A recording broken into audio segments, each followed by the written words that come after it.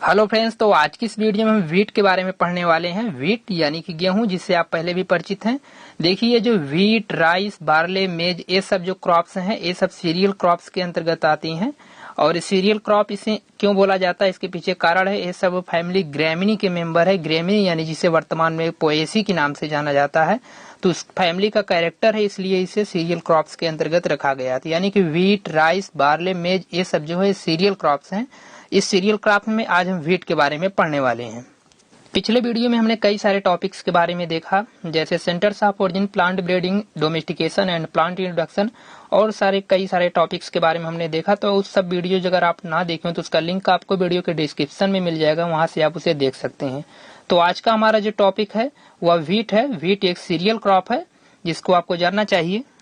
तो आज की वीडियो में हम व्हीट के बारे में पढ़ने वाले हैं। व्हीट यानी कि गेहूं। तो आज की वीडियो में हम व्हीट का कल्टीवेशन कैसे होता है और प्रोडक्शन कैसे होता है, उसका यूज क्या है, व्हीट की कौन कौन सी इंपॉर्टेंट वैरायटीज है, इंडियन कौन कौन सी वैरायटीज है, और इसकी स्पीसीज कौन कौन सी है, इन सब चीज के बारे में आज की वीडियो में हम पढ़ने वाले हैं। तो चलिए शुरू करते हैं। व्हीट, जिसे हिंदी में गेहूं बोलते हैं, और यह एक सीरियल क्रॉप्स के अंतर्गत इसे रखा गया है। अगर व्हीट के हम बोटेनिकल नेम की बात करें तो ट्रिटिकम एस्टिवम इसका बोटेनिकल नेम है। फैमिली ग्रैमिनी का मेंबर है। ग्रैमिनी या इसे पोएसी भी बोलते हैं। पुराना नाम ग्रैमिनी है और वो नेम इसे पोएसी में बदल दिया गया। तो इसकी अगर हम ओरिजिन की बात करें तो सेंटर्स ऑफ ओरिजिन जो इसकी है वह सेंट्रल एशिया या अफगानिस्तान। इसमें पहला पॉइंट है, wheat is the serial grain crop. यानी कि व्हीट जो है वह एक सीरियल ग्रेन क्रॉप है। इसको हमने पहले आपको बताया भी कि जो व्हीट, बार्ले, मेज, राइस, ये सब जो है ये सीरियल क्रॉप्स के अंतर्गत इसे रखा गया है। तो उनमें से व्हीट भी एक है, तो उसे व्हीट क्या है, सीरियल ग्रेन क्रॉप है। The cultivation is start around 9000 year back. माना जाता है जो इसका कल्टीवेशन है वह लगभग 9000 साल पहले से किया जाता है। इसके बारे में एक साइंटिस्ट जो एपी डे कंडोल साइंटिस्ट थे, उन्होंने टैक्सोनॉमी टर्म को भी दिया था। तो इन्होंने अपनी बुक जो थी, इनके द्वारा जो खुद बुक लिखी गई थी, ओरिजिन ऑफ क्रॉप प्लांट, तो एपी डे कंडोल साइंटिस्ट ने भी जो अपनी बुक लिखी थी ओरिजिन ऑफ क्रॉप प्लांट में यह माना है कि मेसोपोटामिया जो है वह व्हीट का ओरिजिनल होम हो सकता है। और उन्होंने यह भी माना कि भारत भी व्हीट का एक मूल उत्पत्ति स्थान है। यानी कि भारत भी हो सकता है, अभी ये माना जाता है, ऐसा मानना है एपी डे कंडोल साइंटिस्ट का।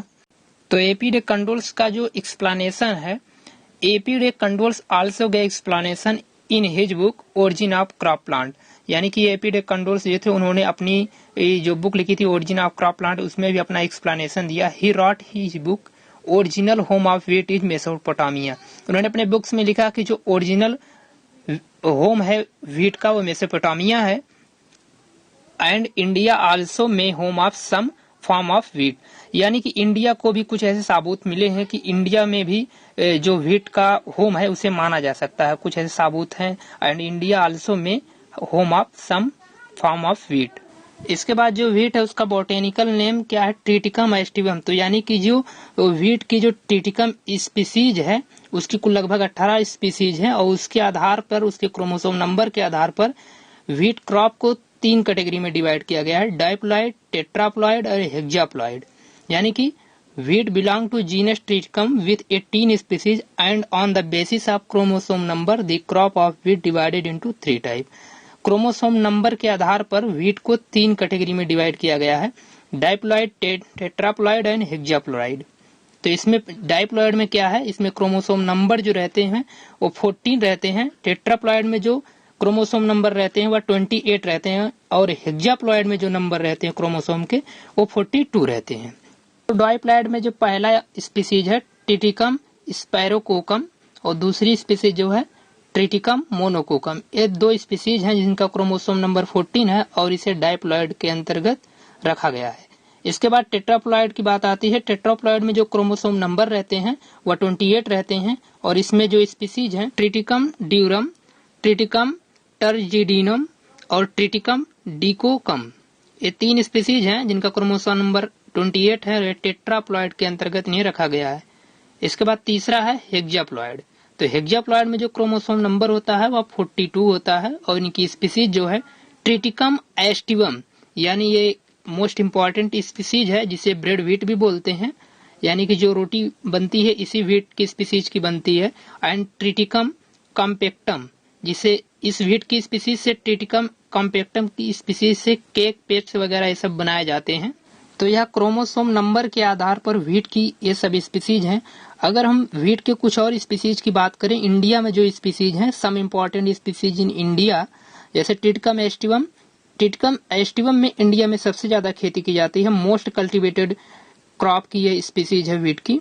इसके बाद है ट्रिटिकम डिकोकोकम एंड ट्रिटिकम ड्यूरम, ये 3 स्पीसीज हैं जिसको इंडिया में बहुत ज्यादा कल्टीवेटेड की जाती है। इनमें सबसे ज्यादा जो कल्टीवेशन की जाती है वह ट्रिटिकम एस्टिवम की जाती है। इसके बाद बात करें अगर इसके कल्टीवेशन की, तो कल्टीवेशन पूरे वर्ल्ड में कल्टीवेशन इसका इंडिया में किया जाता है, पाकिस्तान, ऑस्ट्रेलिया, चाइना, कनाडा, इन सब में इसका व्हीट का सबसे ज्यादा खेती की जाती है। अगर हम बात करें सबसे ज्यादा प्रोडक्शन इंडिया में कहाँ पर होता है, तो maximum production of wheat in India, यानी कि इंडिया में सबसे ज्यादा प्रोडक्शन किस एरिया में होता है, जैसे उत्तर प्रदेश, बिहार, पंजाब, झारखंड, हरियाणा, मध्य प्रदेश, इन सब जगहों पर व्हीट का मैक्सिमम प्रोडक्शन होता है इंडिया के अंतर्गत। तो इंडिया के अंतर्गत इन सब जगहों पर व्हीट का सबसे ज्यादा प्रोडक्शन होता है।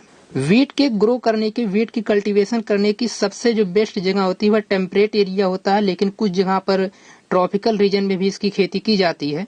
व्हीट का जो कल्टीवेशन होता है वह लगभग अक्टूबर से नवंबर के बीच में किया जाता है, और इसके लिए जो सबसे बेस्ट सॉइल होती है वह लैम सॉइल होती है, और लगभग 4 से 5 बार इसके इरिगेशन यानी कि सिंचाई की जरूरत होती है। व्हीट के लगभग 4 से 5 बार सिंचाई की जाती है। और इसके बाद हार्वेस्टिंग की अगर हम बात करें, तो हार्वेस्टिंग इसकी लगभग मार्च से अप्रैल के बीच में की जाती है।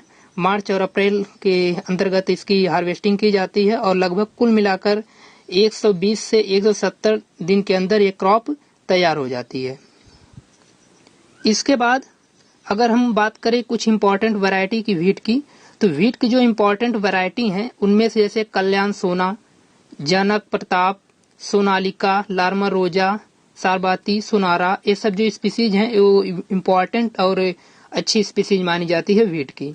इसके बाद अगर हम व्हीट के यूज की बात करें, तो यूज इसका कहाँ पर होता है, व्हीट का मोस्टली सबसे ज्यादा यूज फ्लोर बनाने में होता है, यानी कि आटा बनाने में किया जाता है, आटा से फिर रोटी बनती है।